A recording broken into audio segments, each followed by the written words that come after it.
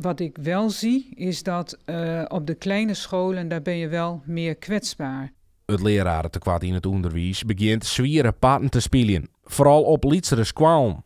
Bestuurder Heidi Rubing van Stichting Atlanta moest vorige week al 2 groepen van CBS de Wegwijzer uit Kalmerpomp oerplaatsen naar andere scholen omdat er geen leraren meer binnen.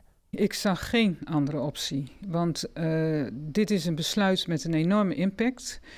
Ik heb mij gerealiseerd dat het besluit wat ik genomen heb, dat dat ook betekent dat kinderen gewoon hun schoolloopbaan niet meer af kunnen maken op de wegwijzer. En dat is nogal wat voor een kind. Dus als ik vertrouwen had dat er een andere oplossing was, dat ik dit had kunnen voorkomen, had ik dit gewoon nooit gedaan. Verder zocht de bestuurder mij zwaar richting de toekomst van het onderwijs. Want net alles kan oplost worden, maar geldt als er geen meisjes binnen. Wat er nou baat is in de pomp, zou in de toekomst vaker barren kunnen. Er zijn heel veel gelden beschikbaar gesteld voor extra zorg aan kinderen. En we hebben plannen gemaakt voor die extra zorg. We hebben het geld om die plannen ten uitvoer te brengen. Maar we hebben gewoon geen mensen die dat kunnen doen. Dus er is echt, naast geld is er iets anders nodig. En ik zie zelf ook niet goed hoe dat op korte termijn gerealiseerd kan worden.